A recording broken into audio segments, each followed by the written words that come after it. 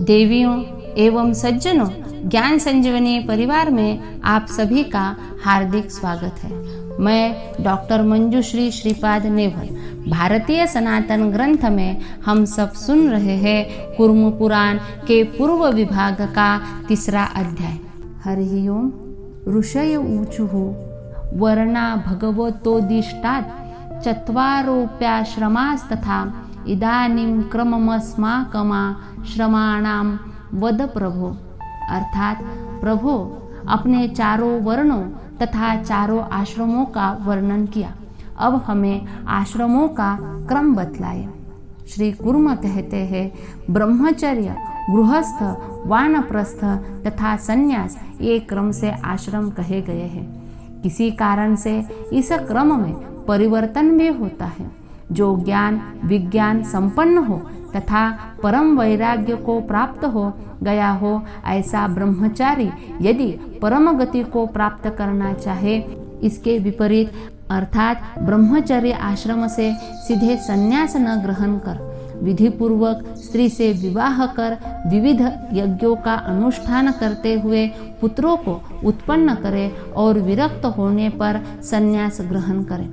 बुद्धिमान गृहस्थ द्विजों को चाहिए कि वह विधि पूर्वक यज्ञों का अनुष्ठान तथा पुत्रों को उत्पन्न किए बिना गृहस्थ आश्रम का परित्याग कर संन्यास ग्रहण न करे। श्रेष्ठ विद्वान द्विज यदि तीव्र वैराग्य के कारण गृहस्थाश्रम में रहने के लिए उत्सुक न हो तो यज्ञ किए बिना भी वह संन्यास ग्रहण कर ले। अन्यथा विविध यज्ञों का संपादन कर वन का आश्रय लेना चाहिए एवं तपोयोग द्वारा तप करने के बाद यदि विराग हो जाए तो संन्यास लेना चाहिए। वानप्रस्थ आश्रम ग्रहण कर फिर गृहस्थ आश्रम में प्रवेश नहीं करना चाहिए। न सन्यासी वानप्रस्थ आश्रम में वापस आए और न साधक गृहस्थ ब्रह्मचर्य आश्रम में वापस लौटे। विद्वान गृहस्थ द्विज प्रजापत्य इष्टि अथवा आग्नेयी इष्टि का संपादन कर संन्यास ग्रहण करें या वैदिक विधान से वानप्रस्थ से संन्यास आश्रम में प्रवेश करें। हवन तथा यज्ञ संबंधी क्रियाओं को करने में असमर्थ होने पर भी अंधा, लंगड़ा अथवा दरिद्र द्विज वैराग्य होने पर संन्यास ग्रहण करें। सभी के लिए संन्यास के निमित्त वैराग्य का विधान किया गया है। जो आसक्ति युक्त पुरुष संन्यास आश्रम ग्रहण करना चाहता है वह अवश्य ही पतित हो जाता है। अथवा निष्ठावान द्विज को चाहिए कि किसी भी एक आश्रम में वह यावत जीवन ठीक ठीक व्यवहार करता रहे तो मोक्ष प्राप्त करने में समर्थ हो जाता है। न्याय मार्ग अर्थात ईमानदारी से धन प्राप्त करने वाला शांत ब्रह्म विद्यापरायण तथा नित्य अपने धर्म का पालन करने वाला व्यक्ति मोक्ष प्राप्त करने में समर्थ होता है। अपने समस्त कर्मों को ब्रह्म में अर्पित कर आसक्ति रहित तथा निष्काम व्यक्ति प्रसन्न मन से कर्मों को करते हुए उस पद मोक्ष को प्राप्त करता है। देने योग्य पदार्थ ब्रह्म के द्वारा ही प्राप्त होता है। ब्रह्म को ही दिया जाता है और ब्रह्म ही दिया भी जाता है। यही श्रेष्ठ ब्रह्मार्पण की भावना है। मैं कर्ता अर्थात करने वाला नहीं हूँ और जो कुछ भी किया जाता है वह ब्रह्म ही करता है। इसे तत्वदृष्टा ऋषियों ने ब्रह्मार्पण नाम से कहा है। मेरे इस कर्म से सनातन भगवान ईश्वर प्रसन्न हो, इस प्रकार की बुद्धि से निरंतर किया गया कर्म श्रेष्ठ ब्रह्मार्पण है। अथवा परमेश्वर में सभी कर्मों में फलों का संन्यास करे, यह भी श्रेष्ठ ब्रह्मार्पण कहा गया है।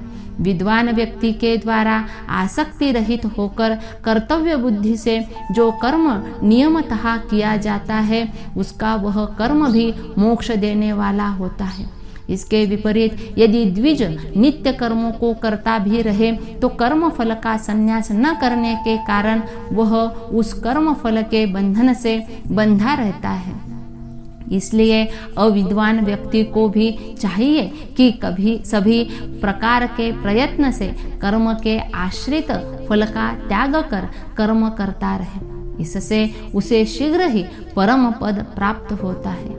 निष्काम कर्म से व्यक्ति के इस जन्म तथा पूर्व जन्म का पाप नष्ट हो जाता है।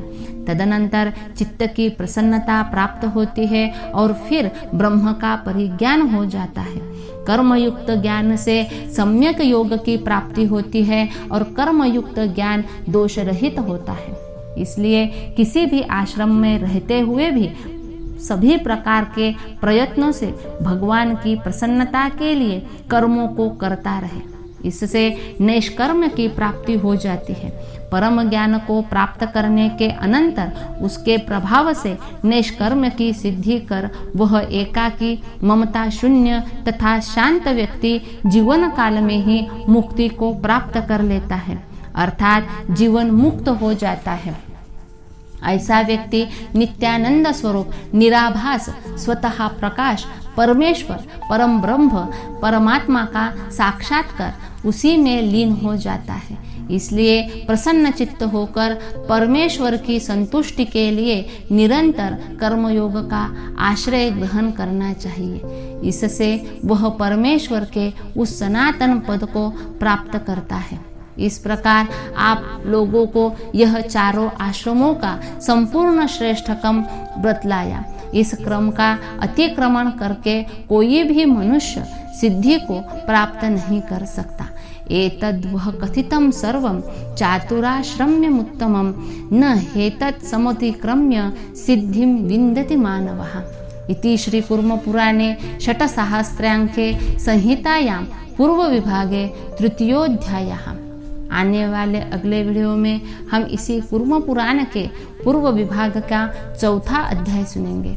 इस चौथे अध्याय में सांख्य सिद्धांत के अनुसार ब्रह्मांड की सृष्टि का क्रम, पंजीकरण प्रक्रिया तथा परमेश्वर के विविध नामों का निरूपण किया गया है। हरि ओम।